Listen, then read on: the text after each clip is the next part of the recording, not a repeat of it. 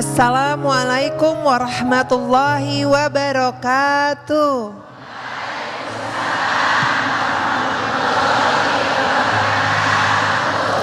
Selamat datang dalam program Kajian Hati bersama Ustadz Hilman Fauzi dan saya Fairuz Arafik yang akan menemani para jamaah yang ada di sini dan pemirsa di rumah. Kajian Hati dengan tema kita kali ini, senda gurau sewajarnya agar hati tak mati karenanya. Silakan Ustadz. Bismillahirrahmanirrahim. Assalamualaikum warahmatullahi wabarakatuh.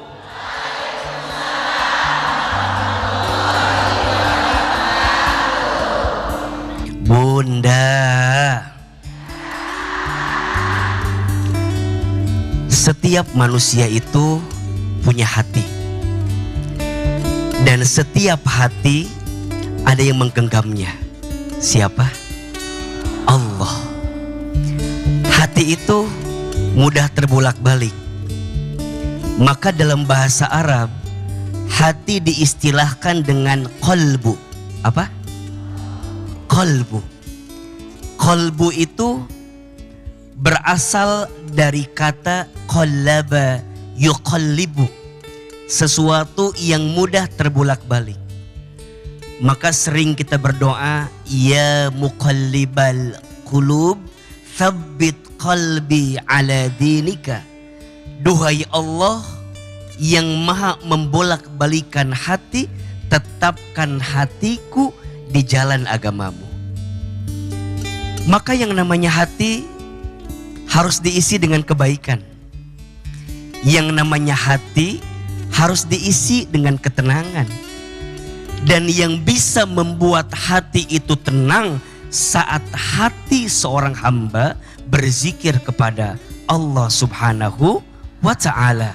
Ala bizikrillahi tatmainnul qulub. Maka hati-hati dengan kebiasaan kita yang terlalu berlebihan dalam tertawa. Kenapa?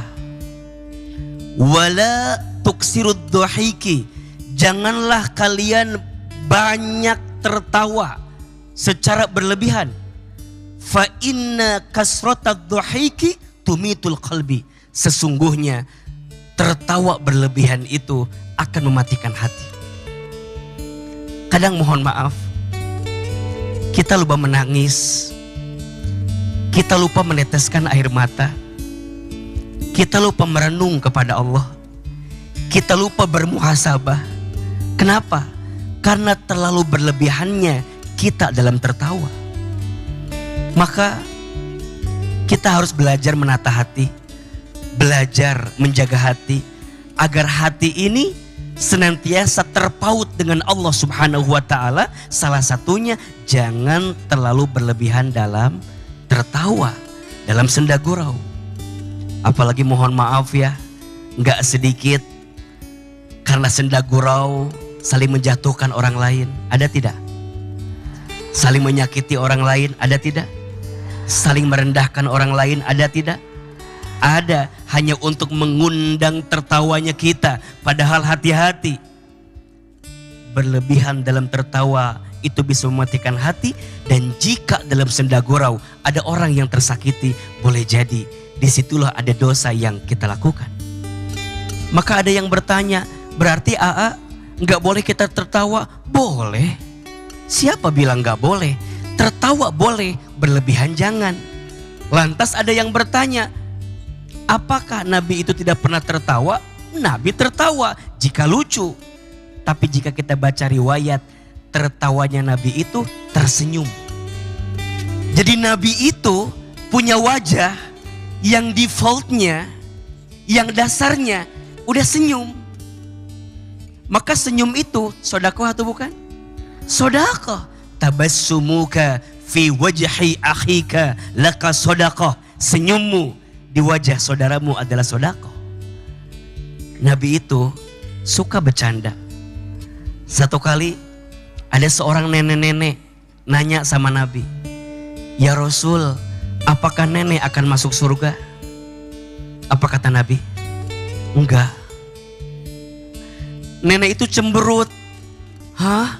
Berarti nenek gak akan bisa masuk surga? Enggak, kata Nabi. Terus kata Nabi, nenek nanti di surga gak akan ada. Berarti nenek-nenek di sini agak mengkhawatirkan nih nanti. Nanti di surga tak akan ada nenek-nenek. Kenapa? Karena di surga semua orang akan muda kembali. Perempuan cantik kembali, laki-laki gagah kembali, dan surga hanya disiapkan untuk perempuan yang muda. Berarti nenek nanti kalau masuk surga wajahnya akan muda kembali. Itu bercandanya Nabi, ilmiah, betul? Tidak menjatuhkan, tidak menyakitkan, tapi menyemangati dalam kebaikan. Maka belajar ya untuk menjaga hati. Ketika tertawa jangan berlebihan. Cukuplah senyum menjadi hiasan yang menghadirkan kebaikan. Mudah-mudahan kita semua yang hadir pagi ini dibahagiakan oleh Allah Subhanahu wa taala. Amin ya rabbal alamin. Bunda, kajian hati. Bunda-bunda, kira-kira ada yang mau nanya nggak nih? Pasti banyak banget. Coba kita sapa dulu, ada Tika dan Tiwi di sini. Apa kabarnya hari ini? Alhamdulillah. Alhamdulillah baik. Sehat ya?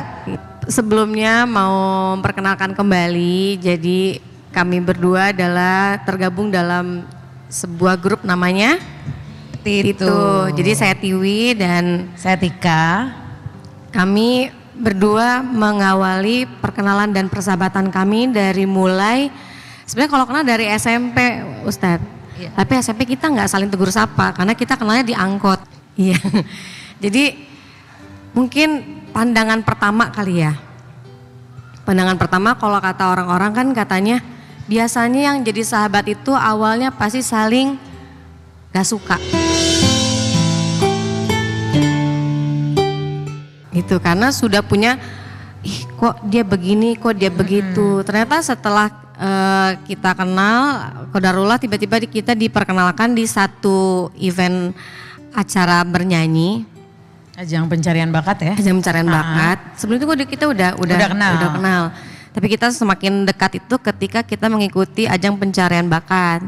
Nah di situ akhirnya kita saling mengenal satu sama lain sampai akhirnya alhamdulillah terbentuk Tito, dan kedekatan kami ini bukan sebagai sahabat aja tapi sudah seperti saudara sendiri Ustaz.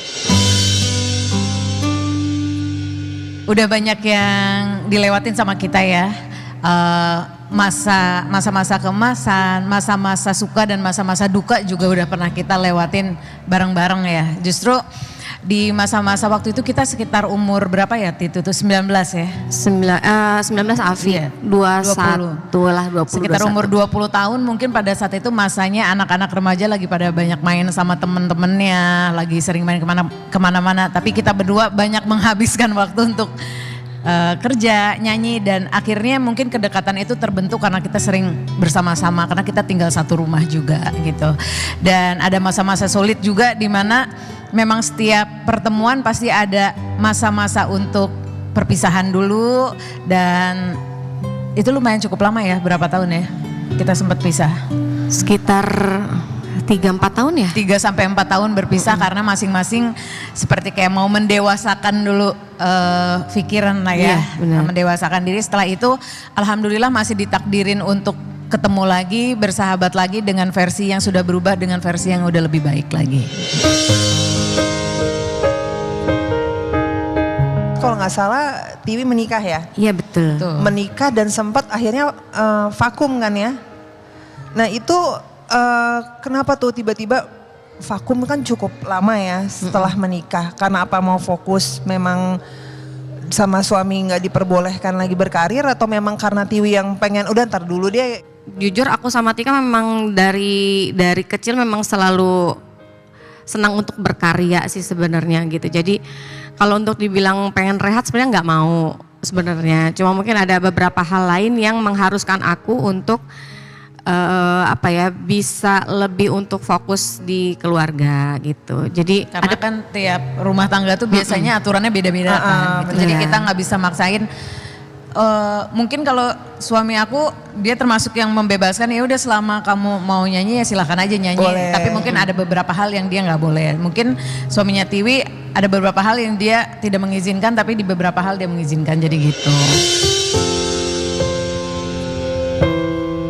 Sebenarnya kalau pada saat kita ketemu itu, justru pada saat ditanya kita berdua tuh sama-sama merasa saling ditinggalkan sebenarnya.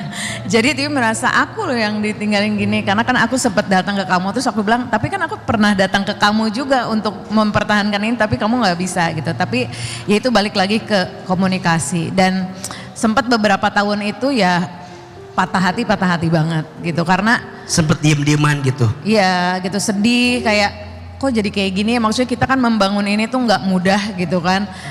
Sempat ada rasa kecewa, tapi balik lagi suami yang sering ngingetin, ya udah mungkin ini jalannya kalian mesti pisah dulu gitu kan. Ya kalau memang nanti dipertemuin lagi dan memang harus kerja bareng lagi, nanti juga bakal ada jalannya gitu. Kalau buat aku Tiwi itu untuk Tika yang dulu ya, karena mungkin masalah usia juga ya gitu, masih muda. Tika yang meledak-meledak, terus Tika yang apapun yang dirasakan ekspresif semuanya diungkapin, entah itu maksudnya baik atau nggak baik diungkapin gitu.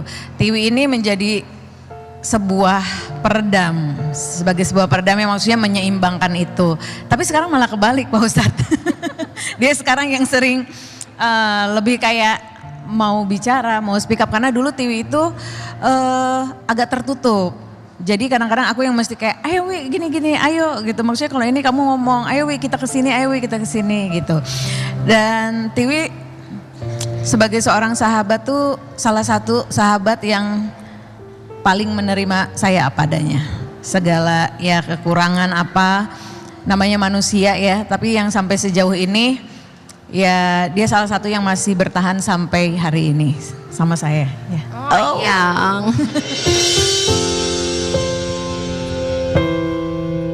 kalau saya pribadi kalau ngebahas mungkin kalau untuk Tiwi yang dulu, Tika itu seperti apinya kalau buat aku gitu. Terus mungkin kan kalau dulu tuh aku tidak begitu yang terlalu bersosialisasi, berteman gitu. Jadi kadang-kadang kalau Tika tuh bisa lebih, dia sangat-sangat friendly dan maksudnya dia punya teman yang banyak dan di mana-mana gitu. Jadi aku banyak diperkenalkan dengan beberapa hal yang baru itu dari Tika juga gitu kan. Terus kalau untuk yang Tika sekarang memang benar mungkin karena dari perubahan di mana kita sempat berpisah sementara, Tika menjadi sosok yang baru, Tiwi juga menjadi sosok yang baru yang padanya ketika bertemu alhamdulillahnya Tika masih tetap menjadi menjadi sahabat yang menerima aku pun dengan perubahan aku gitu. Jadi dia tidak dengan perubahan aku yang mungkin sekarang ini kok Tiwi dulu nggak kayak gini sekarang jadi kayak gini ya. Tapi dia tetap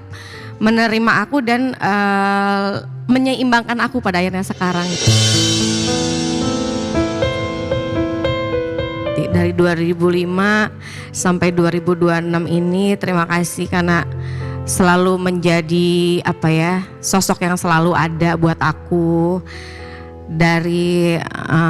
Aku sangat bersyukur dan sangat berterima kasih banget sama Allah karena dikasih kamu yang dari mengawali masa remajaku, masa struggling aku, masa dari kebodohan aku di zaman remaja yang sampai sekarang alhamdulillah kita masih bisa bertahan sampai kita menjadi ibu dari 3 anak dan 2 anak.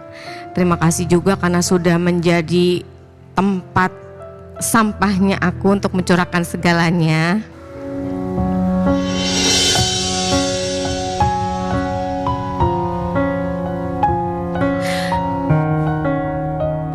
Saksinya aku mengawali dengan segala kegagalan dan juga keberhasilan yang aku raih selama ini gitu.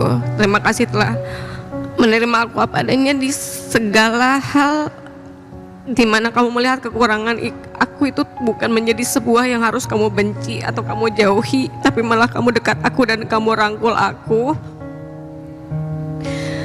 menenangkan aku dan selalu ada seolah-olah menenangkan kalau kamu gak sendiri, akan tetap ada aku, segimanapun kamu nyebelinnya, tapi kamu tetap sayang sama aku. Mudah-mudahan sih aku berharap persahabatan kita gak bakalan selesai sampai di sini. Aku pengen kita sama-sama sampai akhirnya aku bisa berhijab ya. Amin.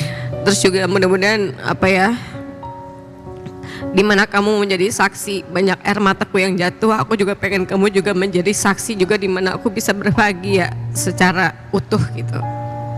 Makasih Tika. Sama.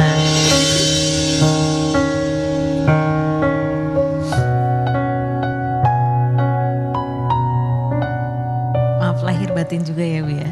Maaf kalau sebagai sahabat mungkin masih banyak yang belum sempurnanya, masih banyak kurangnya, mungkin masih banyak kadang suka ambekannya gitu. Tapi kamu salah satu, mungkin satu-satunya yang saat ini, yaitu yang tadi aku bilang, mau menerima aku apa adanya dengan segala kurang dan lebihnya. Tiwi yang sampai hari ini mau menerima itu gitu.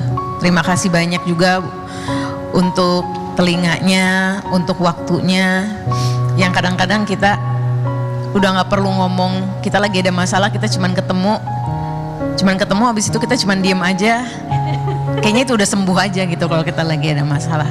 Makasih buat semuanya ya Bu ya.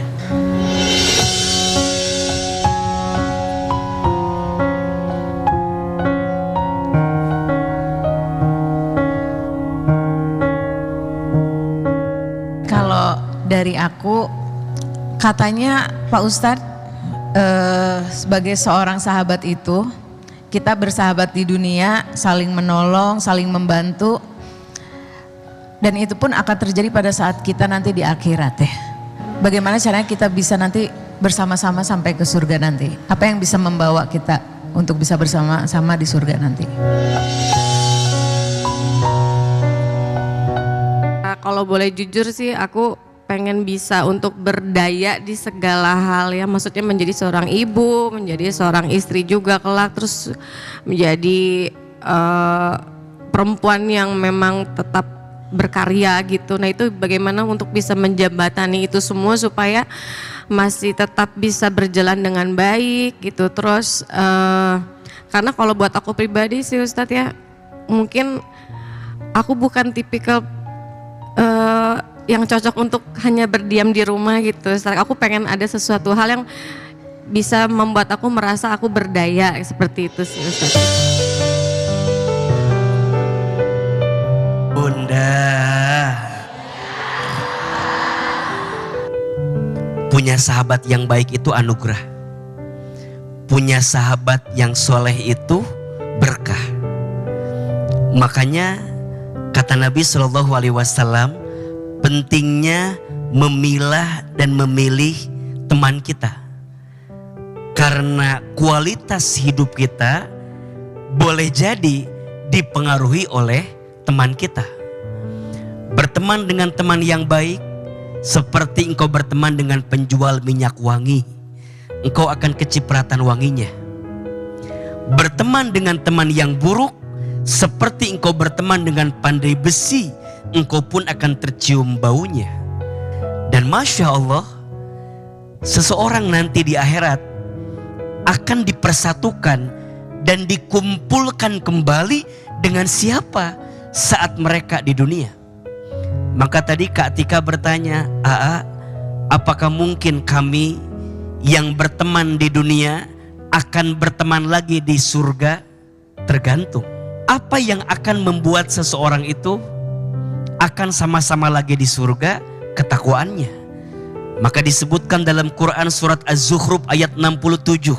A'udzubillahi minasyaitonirrajim. Al-akhillau yawma idzim ba'duhum li ba'din adzuwun ilal muttaqin. Kata Allah, akan ada satu hari, satu masa, seseorang yang ketika di dunia itu deket banget, akrab banget, bestie banget, kemana-mana bareng. Tapi nanti di akhirat mereka bisa jadi musuh. Illal muttaqin, kecuali mereka yang berteman di atas ketakwaan di hadapan Allah Subhanahu wa taala. Maka tolong catat ini. Ada 3 ciri teman yang baik. Kalau sudah punya, pegang erat-erat, jaga baik-baik. Kalau belum punya, temukan dari sekarang, cari dari sekarang. Ada berapa? Ada 3. 1, teman yang baik adalah dia yang saat bersamanya membuat kita semakin baik. Melihat wajahnya teduh, adem, senyumnya memancar kebaikan. Setiap bersamanya ingat Allah. Yang kedua, ciri teman yang baik adalah dia yang kalau bicara, yang keluar adalah kata-kata yang baik. Teman yang baik itu bukan teman yang membenar-benarkan perbuatanmu, tapi teman yang membenarkan perbuatanmu. Dan yang terakhir, ini yang ketiga. Teman baik itu cirinya teman yang selalu hadir bersama kita. Saat suka maupun duka, saat dekat maupun jauh. Saat dekat menolong kita, saat jauh mendoakan kita. Maka itulah teman yang baik. Jauh di mata, dekat di doa. Jauh di mata, dekat di doa. Dan ketika Katiwi bersyukur punya teman yang baik. Pernah bersama, kemudian renggang, kemudian bisa ketemu lagi, itu beruntungnya luar biasa. Dan hari ini hati-hati dengan teman yang mohon maaf ya, kadang datang waktu lapang saja. Jangan berteman dengan orang yang suka menjatuhkan orang lain di depan kita.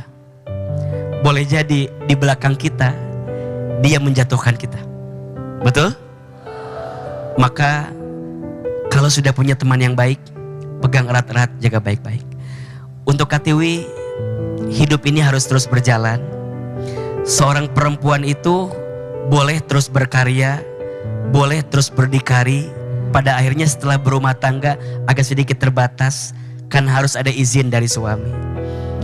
Maka kalau ada pertanyaan, boleh nggak seorang perempuan atau seorang istri berkarir? Boleh, 3 syaratnya. 1, mendapatkan izin dan ridho dari suaminya. Yang kedua, tidak melalaikan kewajibannya sebagai istri dan ibu dari anak-anaknya. Dan yang ketiga, sebaiknya pilih pekerjaan yang tidak menimbulkan fitnah untuk dirinya sehingga mampu terjaga dalam kebaikan. Dan insya Allah belajar terus jadi perempuan yang bahagia. Istri harus bahagia, ibu harus bahagia. Kenapa? Karena bagaimana mungkin anak-anak kita bahagia kalau ibunya tidak bahagia.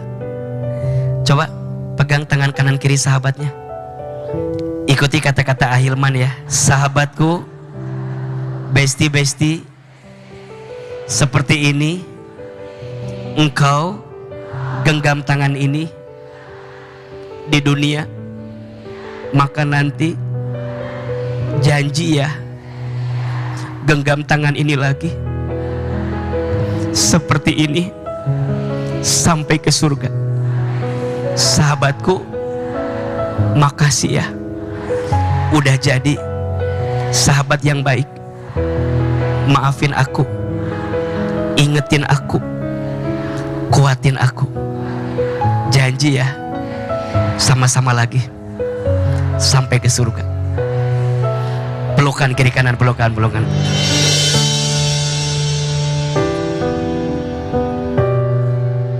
Tapi kalau untuk masalah kehilangan dan rasa rindunya sih, wah banyak. Jangan ditanya deh. Kalau udah masalah itu udah dari awal nyanyi nggak ngerti mesti kayak gimana sama audiens, sampai akhirnya kalau aku sama Tika udah bisa punya taman bermainnya sendiri tuh udah ngelewatin udah banyak hal gitu.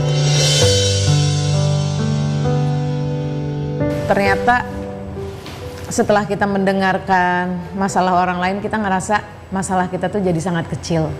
Jadi kita jangan ngerasa kalau kita lagi punya masalah kayaknya hidup kita aja yang paling bermasalah, hidup kita yang paling sedih. Karena di luar sana mungkin banyak orang yang lagi mengalami hal yang lebih buruk dari kita. Jadi kita tetap bersyukur sama apa yang kita rasain hari ini.